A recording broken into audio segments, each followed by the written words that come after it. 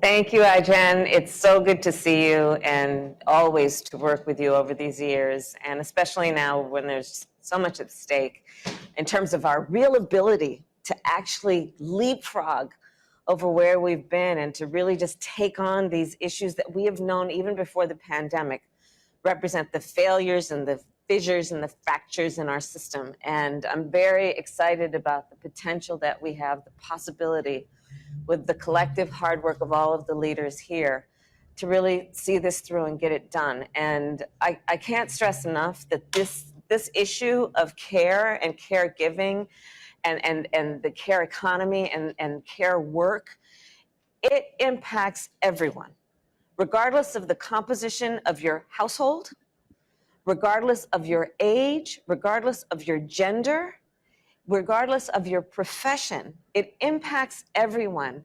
And so let's be clear, everyone, whoever you are, should care about this issue and should understand how it impacts our entire society and our country, not to mention our world. So thank you, Senator Tammy Duckworth. Thank you for your longstanding leadership and for being a champion in the United States Congress for caregivers and the work that you continue to do to be a great fighter. Well, it is wonderful to see everyone. I see you on the screen over there. And gathered here are the incredible leaders who care for your parents, for your siblings, for your children, people who provide care for other people's families. And caregivers do it all, from helping with finances and medication to preparing meals and providing transportation. Caregiving is hard work. It's hard work. It is work that requires emotional strength and can be emotionally taxing. It requires physical strength and it's physically demanding. And it requires a certain spirit of giving. And you all give so much, not to mention how much time it requires, because there's so much about caregiving work that is not on a clock. You don't punch in and punch out. It really is a function of the needs of the people you are caring for. And, you know, folks have to understand that when we talk about then the issue of how we pay people their value and understand the nature of the work and the value of their work. And, you know, as a bottom line, I'll just say this. In our nation today, it is essential work. And our nation runs on care. And therefore, our nation must invest in care. For working people and working women in particular, care is a prerequisite to be able to get to work. It's a prerequisite.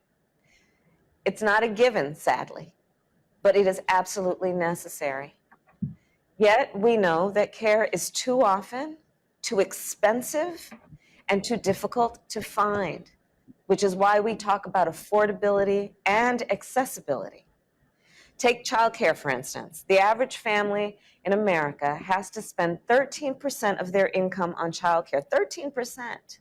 And that is assuming they can even find high-quality childcare in their area. Childcare can cost more than health care. It can cost more than housing.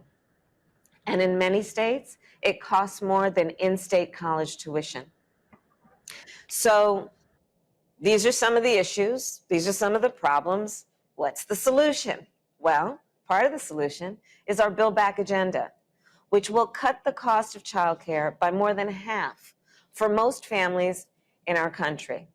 And it will also extend the child tax credit, which, as we know, will lift almost half of America's children out of poverty. And it will expand paid leave. And it will improve options for seniors and people with disabilities so that they don't need to leave their home or leave their community to get the care they need. And on that point, this is essentially about allowing people the dignity with which they deserve and want to live.